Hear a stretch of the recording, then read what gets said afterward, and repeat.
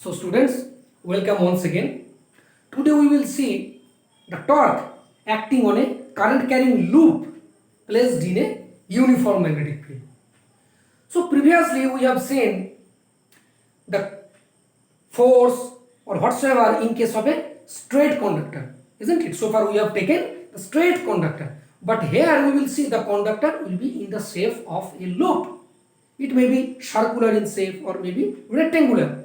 Loop may be of different size, but here we will see the loop is in rectangular form. Okay. So what is torque? In class 10, you have already read about torque. Torque is the turning tendency, turning effect, or you can say moment of force. Okay. So we have already learned about the force acting on a current carrying conductor, that is F is equal to IBL sin theta.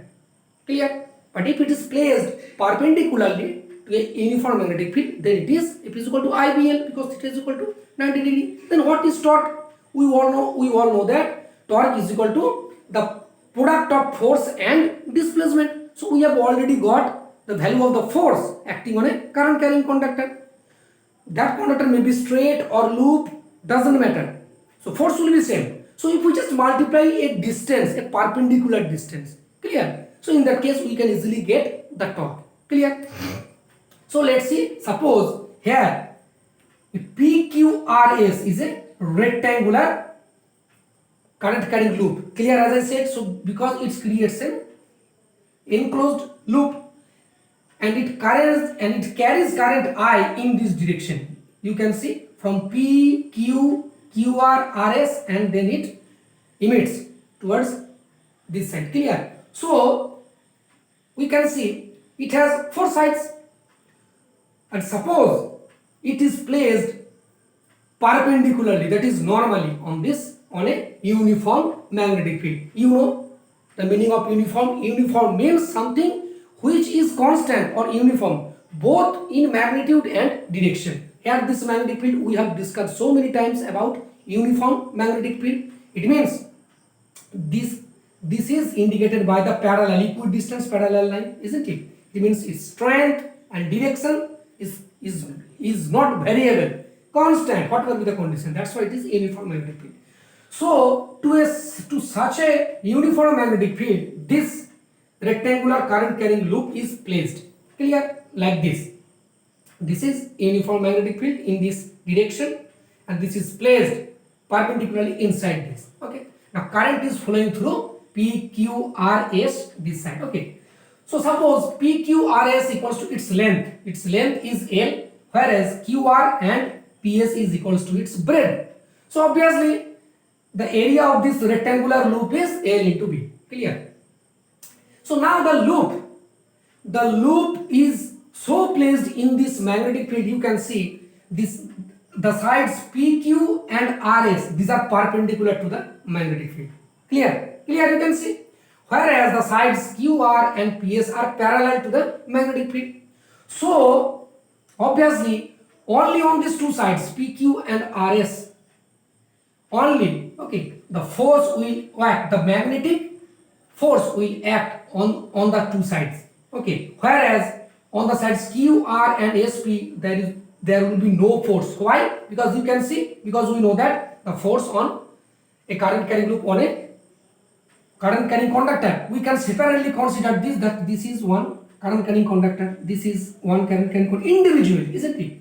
So on QR and PS no force will act. Why? Because force on any current carrying conductor placed in a magnetic field is IBL sin theta. So because of QR and PS both the sides are perpendicular, sides are parallel, so theta equals to 0, sin 0 equals to 0. So that's why on the two sides QR and PS no force will act, whereas PQ and RS, since these two sides are perpendicular to the magnetic field, we can consider these two sides, okay, as two separate conductor, current carrying conductor. So IBL sin theta.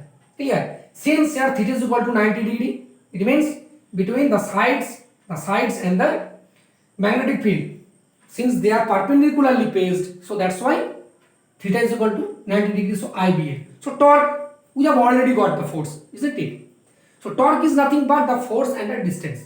What is distance? The moment of force, that is torque or couple, the perpendicular distance between the two forces, isn't it? In case of couple. So IBL, so moment of couple, moment of force, torque is same. So IBL, and this is the perpendicular distance, which is nothing but the breadth of this rectangular loop. So IBL into B, so ILB into B, so IBLB we have already got its area.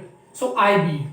This is for a single turn, isn't it? If it contains n number of turns, so it will just multiply n IBA. So this is the torque, required torque acting on this loop. Now what will be the direction of the force? We can clearly find out, we can clearly determine by using Fleming's left hand rule.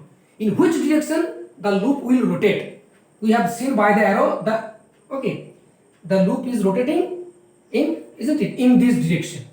Okay, we cannot see that is the clockwise or anti-clockwise. Through this side it seems to be clockwise, but since it's plus 90, so like this, it means it is just rotating inside, okay, penetrating the board. So how will you see? Okay, so two forces will act on the two sides.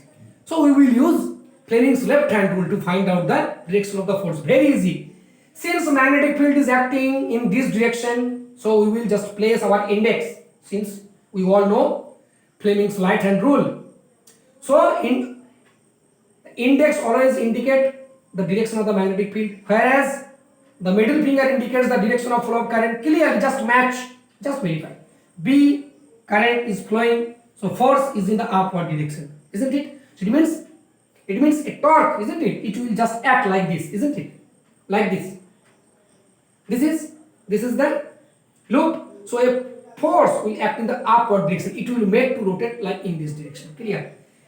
At point at side PQ, we can clearly easily find the direction of force again by using Fleming's left hand rule. Now in this case, current is not flowing in this direction. Current is flowing in this direction. So we will have to just reverse our left hand. You can see magnetic field, direction of flow of current. Since initially current, as I said, the current from initially it was just flowing through this side to this. So force will act in this direction, in the downward. So it means here it will just rotate like this. So it means this side force acts in this direction. Now if the direction of the current was reversed, then it would rotate in the reverse direction. Doesn't matter. Current is flowing through this direction. If current would flow through this direction, then instead of this, the loop will rotate in this direction. Expression, everything would be same. Clear? So we can see the two force act, one through this side and one this side. As we all know that a body always rotates due to formation of couple. A couple is nothing to equal and opposite parallel forces not acting along same line. This force acts along this line. This force acts along this line. So their line of action are different. And moment of couple is the force, the magnitude of one force, and the arm, that is the distance between these two forces. Okay, so NIV.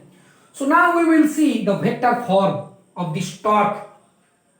Now since the loop, the current carrying loop is rectangular in shape, isn't it? So obviously any rectangular plane can be expressed in the form of a vector. It is called area vector. Okay, its direction is always in the perpendicular. Suppose, so this board, it is, we can also treat it as a area vector. So what is its direction? Towards this side.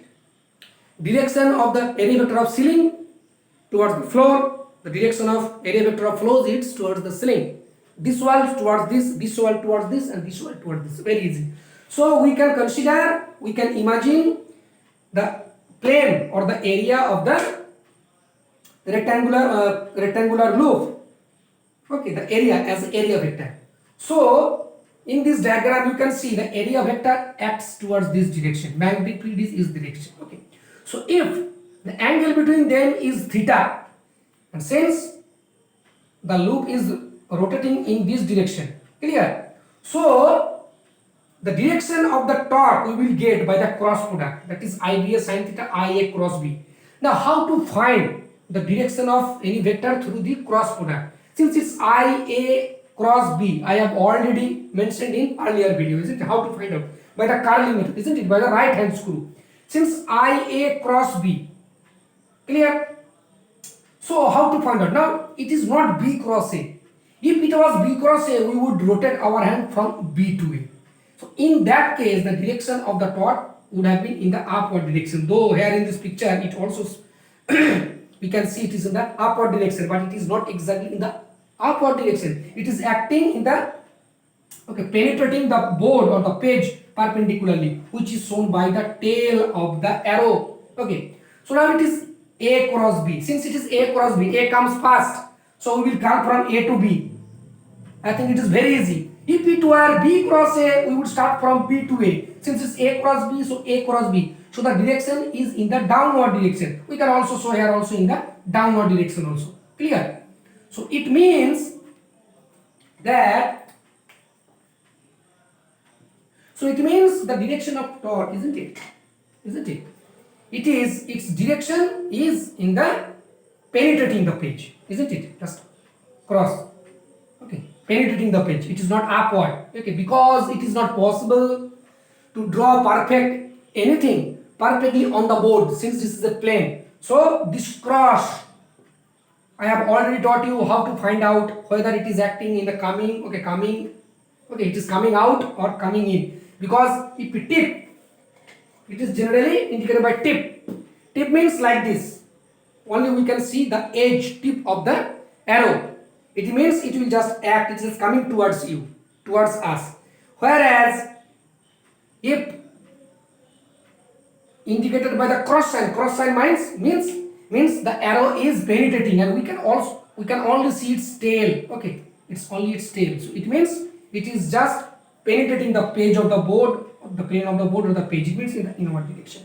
So that is IA cross B. This is the vector form. For n turns, it is NIA cross B. Clear? So I think you have already learned about how to find out the direction of the cross product. Okay. So this is the torque on a current carrying loop placed in a uniform magnitude.